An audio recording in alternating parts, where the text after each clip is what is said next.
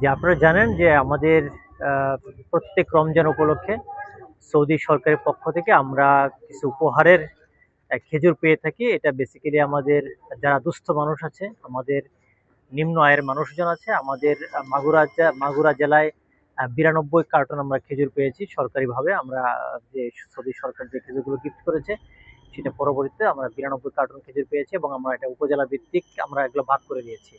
স্ব উপজেলা 4টা উপজেলা আছে, 4টা উপজেলায় ভাগ করে দিয়েছি এবং আজকে সদর উপজেলার যে ডিস্ট্রিবিউশনটা এটা আমাদের এখান থেকে ডিসি অফিস প্রাঙ্গণ থেকে 30 কার্টন আমাদের এখান থেকে ডিস্ট্রিবিউশন হচ্ছে।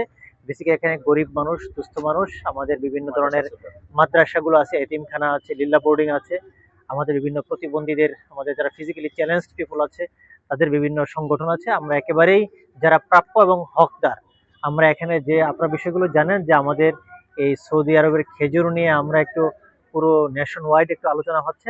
আমরা এখান থেকে বিন্দুমাত্র আমাদের কোনো অনিয়ম বা আমাদের এখানে যিনি নবনির্বাচিত আমাদের মাননীয় সংসদ সদস্য মহোদয় আছে, আমরা ওনার সাথে পরামর্শ করেই আমরা এটা প্রপারলি আমরা ডিস্ট্রিবিউট করতেছি। আমরা এখানে এবং আপনারা আছেন, মিডিয়া আছেন, আমরা এখানে সবকিছু জনসম্মুখে, আমাদের সবকিছু একেবারে পরিষ্কার।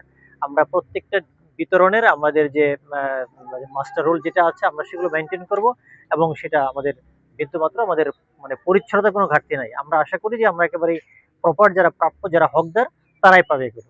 ধন্যবাদ আপনাদের।